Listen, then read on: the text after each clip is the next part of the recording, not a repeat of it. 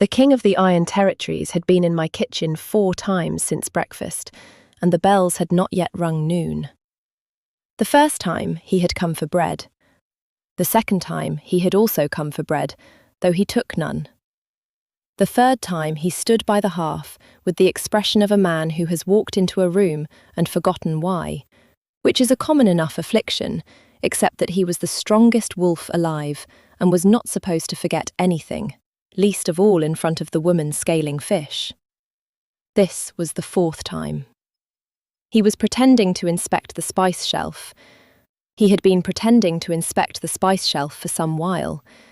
We did not, as a rule, keep anything on that shelf that warranted a quarter hour of a king's attention. We kept salt. I am Tilda.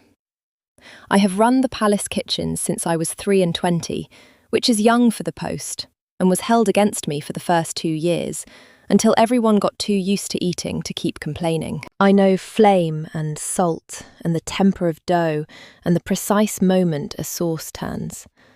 I know how to make a hard man's whole day better with a bowl, and never be thanked for it, which is the actual trade, under the cooking. What I did not know, that autumn, was why the King of the Iron Territories kept turning up in my kitchen like a tide nobody had charted. He took the heel of the loaf on his way out. The burnt end. The piece I set aside for the dogs and the beggars at the postern. The piece no one with a choice ever chooses. He took it the way a man pockets a thing he does not want seen. And he left without a word, and his wolf, I would swear to this in any court, looked back at me from the door, though the man did not. By the end of that week, he had a stool. I had not given it to him. No one had. There was a 3-legged stool by the hearth that I used to reach the high hooks, and one afternoon I turned around, and the most powerful man in the territories was folded onto it like a heron onto a fence post, knees somewhere near his ears, watching me render fat with the grave attention other men give to war. The stool was too small for him by half. He returned to it the next day, and the next. The scullery girls stopped shrieking when he came in and started simply working around him, the way you work around a large dog that has decided your hearth is its hearth and cannot be reasoned out of it. His beater found him there on the 5th day. Osric was a tidy, worried man who carried the king's schedule in his head and visibly suffered every time the king deviated from it, which was now, by my count, thrice daily. He stood in my doorway and looked at his king sitting on a stool built for a child of 9, and I watched him decide not to mention it. My lord, the border envoys. They can wait. They have waited since the morning, my lord. You said the morning. Then a little longer will not undo them. The king did not look up from the fat. Tilda, what is that you are putting in? Rosemary, my lord. He said it as though I had told him something that explained a great deal. When he had gone, taking, on his way, the burnt heel of the new loaf, Osric lingered. He had the look of a man who needs to say a thing aloud to find out if it is mad. He has not eaten a meal anywhere but this room in 11 days, he said. He says it is the stress of the season, the treaties, the envoys. He paused. I have served him 9 years. He has never once cared what was in the food. He asked you what was in the food. It was rosemary, I said. Yes, said Osric, with the despair of a man who suspects rosemary is not the point, and went to placate the envoys. I will tell you what I thought it was, because it is important that you know I am not always right, and that I knew the truth last of anyone, which is its own small comedy. I thought he was lonely. It is not a stupid thing to think about a king. They are surrounded at all hours and known by no one. I thought the kitchen was the one room in his fortress where nobody wanted anything from him, where the fire did not care that he was an alpha, and the bread rose or did not rise, regardless of his rank, and that he had wandered into the only warmth in the place that asked nothing of him, and stayed because no one had ever let him before. I thought I was being kind, leaving him his stool. I was wrong, but I was wrong tenderly, and I have decided that counts for something. He came at night, once. That was new. The kitchen at night is a different country. The great fires bank down to red, the copper goes dark, and the room that roars all day holds its breath. I was there because I do not sleep well, and the dough does not mind the hour. I had flour to the elbow when I heard the door, and I did not need to turn to know the particular quality of quiet that had walked in with him. He did not go to the stool. He stood at the long table across from me, on the other side of the dough, and for a while he watched my hands work and said nothing, and I let him, because some silences are a kind of conversation, and I have learned not to interrupt them. "They tell me," he said at last, "that I am behaving strangely. Do they? Osric has begun leaving books on my table, books about wolves." He turned a fallen scrap of dough over with one finger, like a man examining evidence against himself. He thinks I have not noticed the books. I kept folding the dough. And what do the books say? Nothing I will repeat in a kitchen at midnight to a woman holding that much flour. Something moved at the corner of his mouth, that on a lesser man I would have called the beginning of a smile, and that on him looked like the first crack in a long winter. They say a great many certain things about a matter no one has ever been certain of. I do not trust certainty. It is usually selling something. I should have left it there. I am not, it turns out, a woman who leaves things there. My grandmother believed in the bond, I said. The true one. The one the wolf knows before the man. I shaped the loaf without looking up, because it is easier to say bold things to bread than to a king. She said it does not care for rank. She said it has ruined more careful arrangements than war. She also believed you could cure a fever with a potato tied to your foot, so I have always taken her broadly. He went very still across the table, stiller than a man should be able to. The banked fire ticked. "And do you believe it?" he said. "The bond?" "I believe I have a loaf to put in before the fire dies, and that you are between me and the oven." He moved. Of course he moved. The strongest wolf alive stepped out of my way in his own kitchen, and I slid the loaf onto the stone, and when I straightened, he was looking at me the way you look at a door you did not know was in a wall you have walked past your whole life. "Good night, Tilda," he said. He took the heel on his way out. There was no heel to take.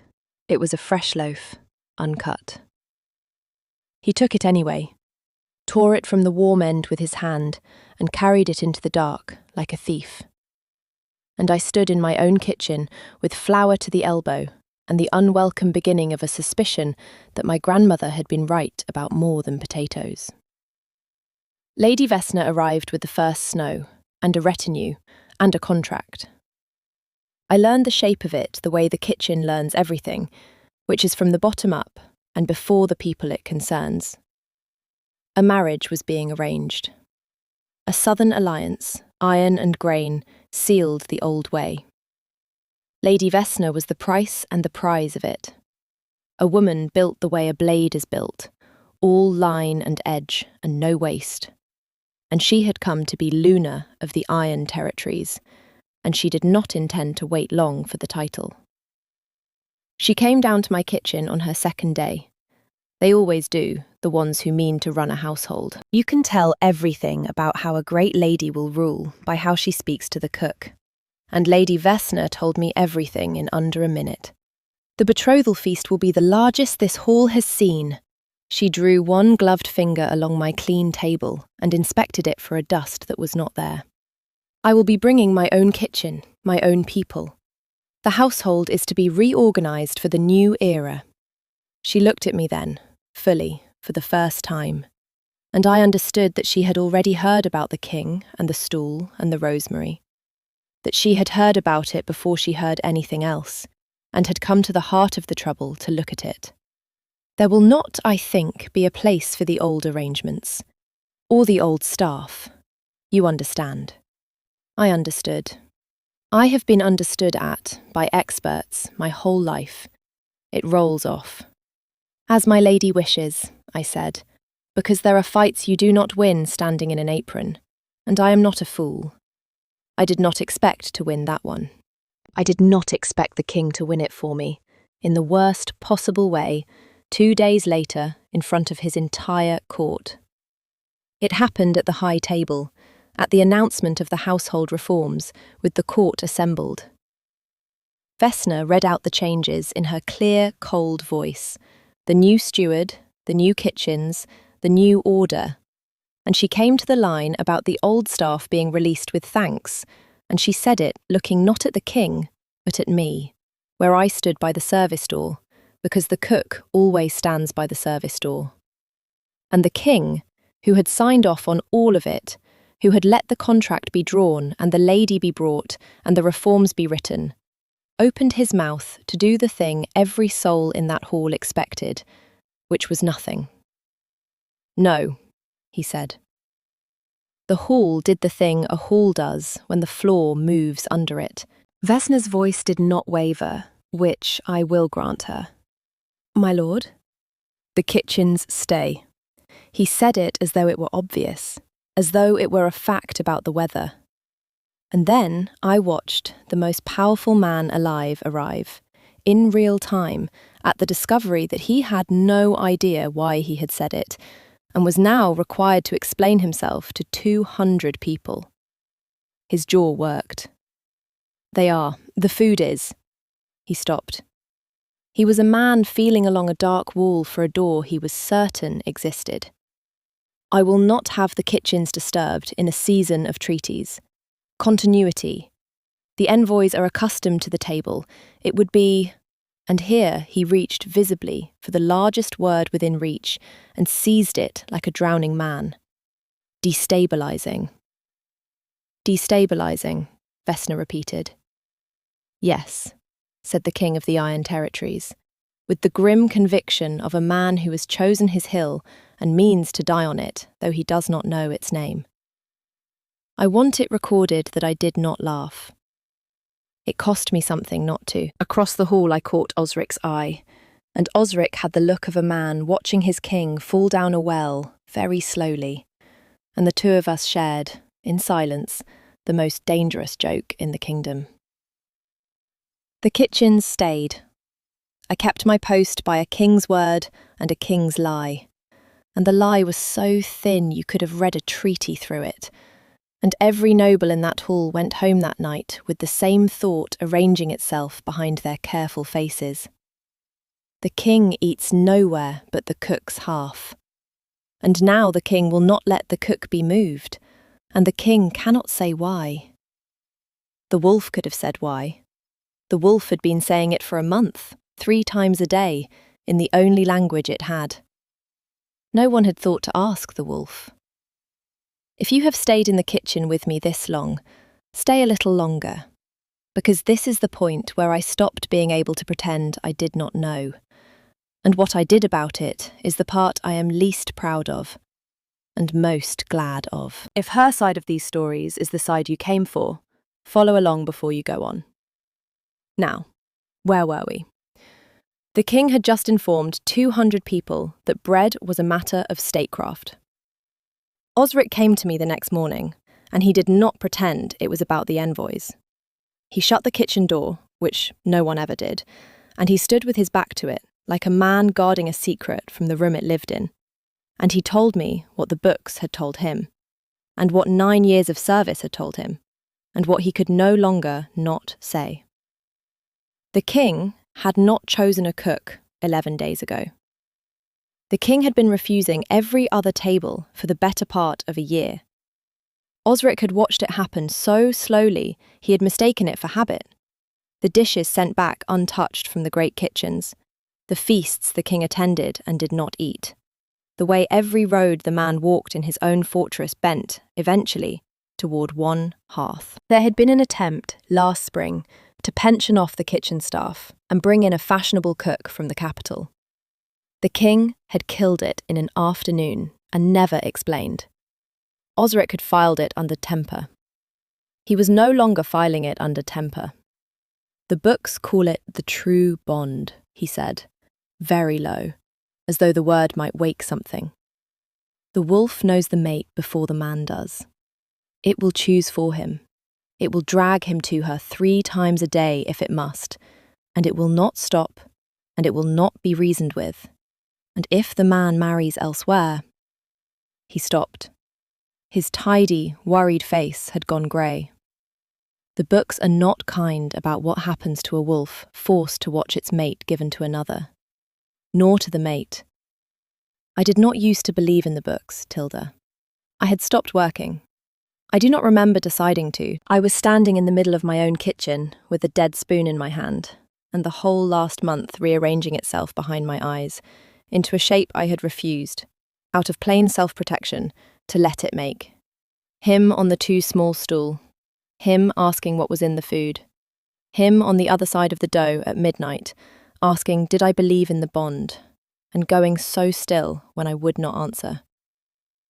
A year of one man's feet, finding their way to the only person in the fortress who had never once wanted a thing from him. And the heel. Every time the heel. The burnt end, the discarded piece, the part of the loaf no one with a choice ever chooses. The most powerful man alive could have had the soft, white heart of any loaf in the kingdom. He took the piece that got left behind. He had been taking it, I understood now, with my whole face gone hot, the way you take a thing you are afraid to be caught wanting, the way you claim a thing no one else will, the way a man might choose, without one word, without the faintest idea he was doing it, the woman everyone else had overlooked. He does not know, I said. It came out hoarse. He is the last person in this fortress who knows, said Osric. Except, I had thought until this moment, you. I decided to leave. I want to be honest that my first plan, once I understood, was to run. Not from any fear of him, but from a clear-eyed reading of the arithmetic. A king does not marry his cook. A southern alliance does not dissolve because a wolf has opinions. If I stayed, I was the obstacle the whole court would need removed for the kingdom to have its peace, and I have spent my life being the thing that gets removed for other people's peace. I know that road. I have walked it before, in aprons, out of doors that did not bother to slam. So I went to tell him I was taking the post in the capital after all. It was the kind thing. It was the sensible thing. I had a whole speech, and it was good, and it was nearly true. He was on the stool, the absurd, too small stool, knees by his ears, in a kitchen gone gold with the late light, and he looked up when I came in with my speech behind my teeth, and before I could begin, he said the thing that undid all of it. I know now, he said, what it is. What I have been doing. He turned the burnt heel of that morning's loaf over in his huge hand, and looked at it as though it had been telling on him all along, which it had. I went and read Osric's wretched books. All of them. In one night. A breath.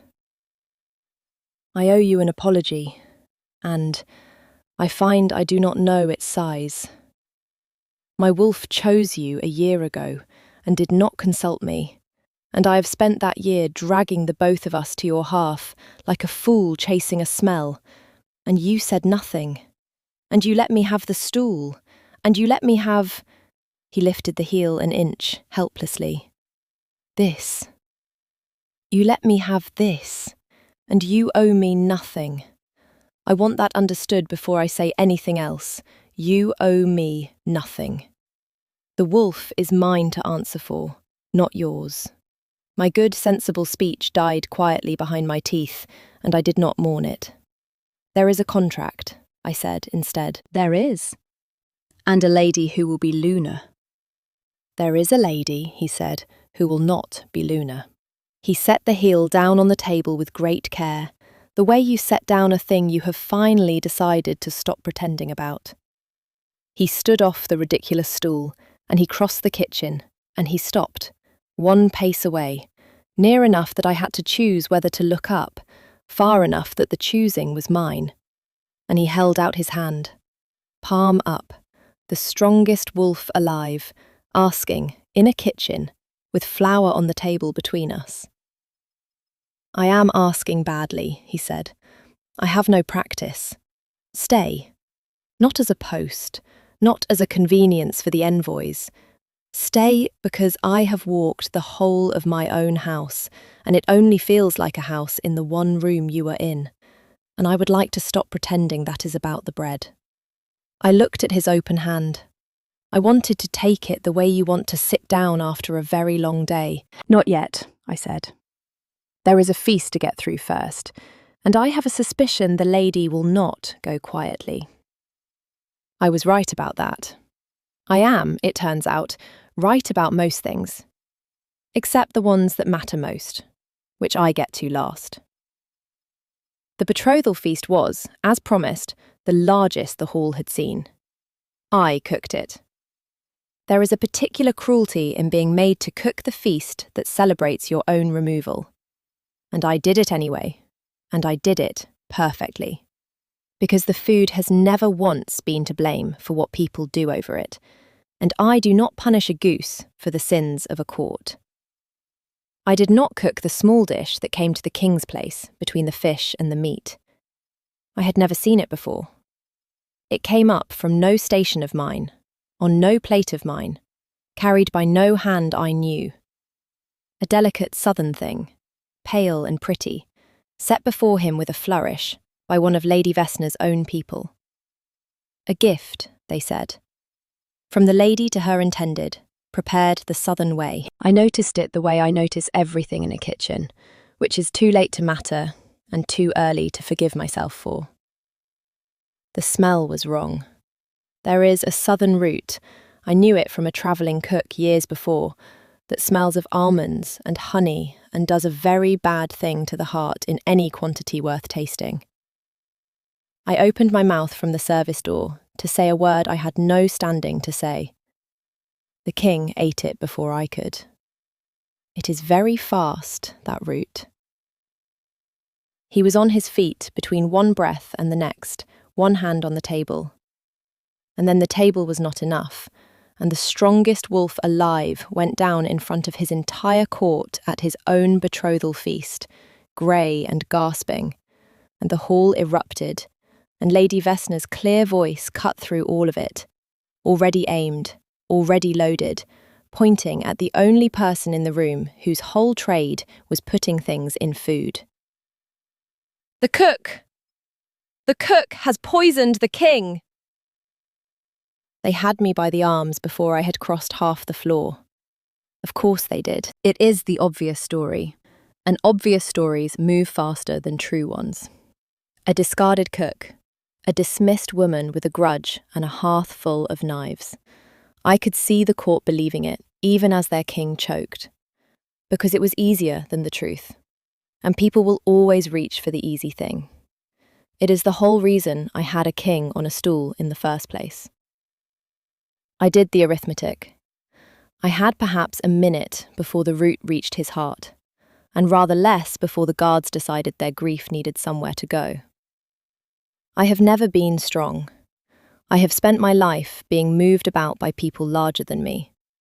But I know exactly where a body is weakest, because I joint meat every day of my life. And I used an elbow and a heel and a great deal of unladylike intent, and I got one arm free, and I did the only thing that mattered, which was to start shouting what was in him. Bitterroot. Southern bitterroot. It is in the dish. Smell it. It is almonds. It is not mine. I keep no southern root in my kitchen. Send to her stores. A guard's hand closed on my throat, and I kept talking through it, because I am very stubborn, and the king was turning a colour men do not come back from. Charcoal and egg, and salt water, now, and bind his legs above the knee. He has minutes. You are wasting them holding a cook. Let her go. It was not a shout. It never is with him. It came from the floor, from a man who by every law of the body should not have been able to speak, and it went through the hall and stopped every hand in it. He had gotten up. I do not know how. The wolf had him by then, I think. Not a shift, nothing so clean, just the animal underneath, holding the man upright by main force, because the man it had chosen was being held by the throat, and the wolf had a great deal to say about that. He stood swaying, grey as ash, and he did not reach for his court, and he did not reach for the lady in her wedding silver. He reached for me. One hand across the wreck of his own feast, open, the way it had been open across the dough and the table 12 times, and the whole court watched the dying king of the Iron Territories choose, with the last of himself, the cook they were about to hang. The hand at my throat let go. I will not pretend the next while was dignified. Saving a life rarely is. They brought the charcoal and the eggs, because a man does not disobey that voice, even half dead, and I put my hands into the ugly, necessary work a body needs done when a southern root is trying to stop its heart. And I did it on the floor of the great hall in my feast apron, with 200 nobles watching, and the man's head in my lap. Here is the cost, since the songs always skip it. The bond does not wait for a convenient moment. It came up through me while my hands were busy keeping him alive. Not warmth. I have warned you about the songs. A great, cold weight settling in behind my ribs as the thing my grandmother believed in stopped being a story and became a fact with its hooks in me. The sudden, unbearable knowledge of exactly how much I had to lose, arriving in the very instant I was most likely to lose it. My hands shook. I did not let them stop. I have cooked through grief, and I have cooked through fear, and I found I could keep a man alive through the worst news my own body had ever handed me, which was that I loved him, and had for some time, and had been the last to know, the way I am always the last to know the things that matter most. He breathed. It caught and tore, and then it came, ragged and furious and alive, and the grey went out of him by degrees, and somewhere in there his hand found my wrist and held it. Not to be saved. He was past the worst by then. Just to hold it. Just because it was mine. Lady Vesna had begun, quietly, to leave. She did not get far. Osric, tidy, worried, 9 years loyal Osric, who had spent the feast watching everyone because someone had to, had already sent men to her stores, and they came back through the emptying hall with a small stoppered jar of pale southern root, and they did not have to say a word. A kitchen with no southern dishes does not stock a southern poison. The lady who had brought her own cooks had brought her own evidence. The hall, which an hour before had been ready to hang me on the strength of an obvious story, turned on her with the speed of people who very much need to have been on the right side all along. She looked at me, at the last, the way the careful always look at the lucky. I was not lucky. I was right, and I was loved, and I had a better nose for poison than her cook. But I let her think it was luck. It costs me nothing, and it spares me the bother of explaining. He was a weak recovering and an unbearable patient, and I know because I cooked every spoonful that went into him and stood over him while he ate it, which he did not protest, having lost the war about where his meals came from quite thoroughly and in public. The claim, when it came, was not a grand thing. It did not need to be. The whole court had watched a dying king choose his cook with the last of himself, and there is no announcement that improves on that.